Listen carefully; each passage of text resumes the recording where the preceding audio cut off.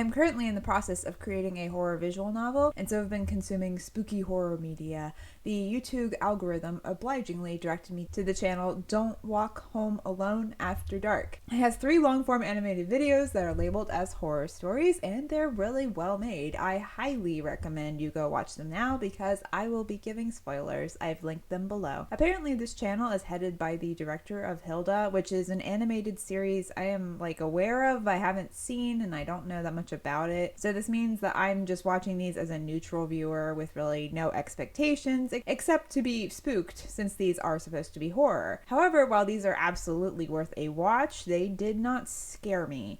But does that actually matter? Should horror scare you? One of these almost did scare me. It was the Pine Creepers. The story is about these kids going camping in pine tree woods and talking about disappearances associated with mysterious long-limbed creatures in the woods called the Pine Creepers. After that, the kids go to bed. 2 are in a tent and 1 is in this old abandoned car. Later in the night, when it's raining, one of the kids in the tent, he gets up, he goes to the woods to use the bathroom, but he runs into the creepers.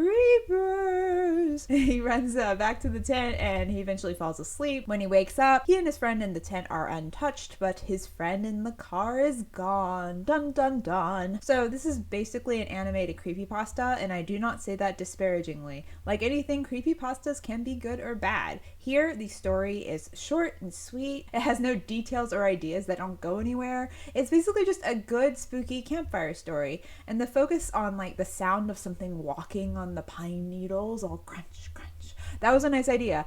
So ironically, if the story was just told to me, I think I would probably find it scary. The visuals actually made me less scared. I want you to look at this shot and this and this. In these shots, I see the monsters, I see the creepers, I see so much of them, and they're mostly pretty dead-on shots. Seeing a monster does not by default make a story less scary, but the monster needs to be scary if you see it. This design is perfectly fine, but for me, it's not gonna make me be afraid that it's, hiding under my bed at night. That's what happens to me with most horror media. I even had trouble sleeping a couple nights because I suspected that Bonnie from the first Five Nights at Freddy's game was hiding behind my dresser. Also, in a short animated story, every shot and choice should be deliberate and done because it's necessary. This was such a great shot, and the moment when I saw this, I was like, aha, we are going to get a look at the monster later through this shot again, but it'll be blurry and mysterious because of the way this mirror works. But no, that did not happen. But in fairness, maybe I was the only one thinking this. For me, this whole story would have been scarier if whenever the kid goes out into the woods at night, he hears the sound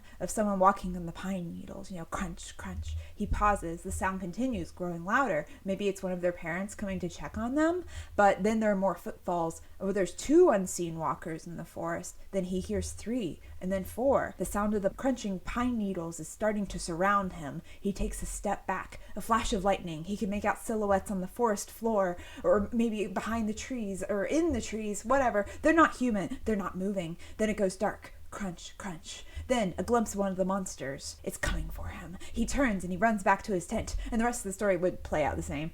Maybe I'd have a detail like maybe his friend in the car has a cold, so he snores really loudly, loud enough to be heard over the rain, and at one point the snores just suddenly stop. Or maybe whenever the character wakes up, the narration pauses a moment, and we see him sitting up. He's fine, his friend in the tent is fine, and for a moment, he and the viewer are like, oh, relieved. But then he realizes that the snoring has stopped, and his snoring friend never wakes up first. That would have been established early in the story or something. I don't know. I feel like they could have played with the tension a bit more, especially with the tension of the sound. Again, I love the detail of the sound of something walking in the pine needles. I think that's really cool. At this point, I began to wonder what was the intention of these animations. So different genres can manifest in various ways depending on author or creator intent. So for example, a modern romance author who intends to make a romance that is grounded and simple is going to write very differently than a modern romance author whose story is just pure escapist wish fulfillment. They're both writing modern romances, but the execution is very different. So we're going to skip ahead to the 3rd animation, The Devil's Rock. Again, these are all amazing. This was incredible. I loved watching it. In a story, when characters get stuck in a location with monsters, they really need a watertight reason to be there. Characters in horror media making nonsensical decisions to put themselves in danger is, in my opinion, the worst thing you can do in a horror story. Here, it does make sense that when the boy who's stuck on the rock, he couldn't find his grandma anywhere else on the farm, he would go looking for her in the cornfield. He didn't believe the monsters in there were real. But why were our narrator and her friend in there? Our narrator says she saw like a truck left out on the edge of the field,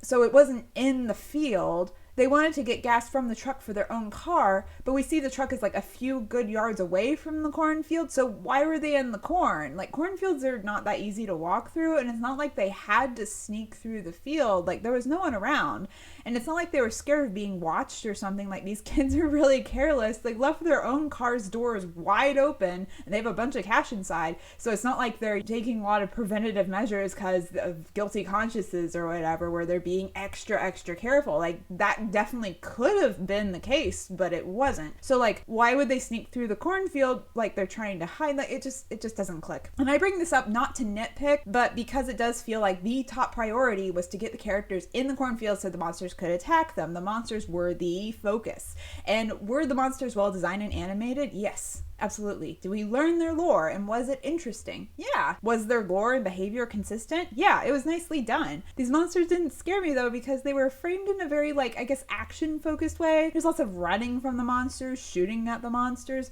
driving cars into the monsters. That was kind of incredible. None of this is bad. It's just not personally scary for me. My theory that the priority is to showcase a monster design and idea was further backed up by the second animation, The Worm, which is, by the way, it's a great name for a horror story of any kind. First, the opening sequence is great. Spooky radio stuff is always a good choice, and I absolutely love this shot. This was excellent. After the opening, we learn more about this girl. Her name is Sparrow, and we learn that she's exhibited disturbing behavior, which we do not see or get examples of, except like she has some cuts on her. But now she's like unwell, quiet, and broody. She was the only survivor of a group of friends who suffered mental breaks from a shared psychosis, which we realize later implies the worm monster probably preyed on her friends, and that resulted in their deaths. Anyway, her psychiatrist can't get anywhere with her. He gets obsessed and he drugs her to get her into a hypnotic state.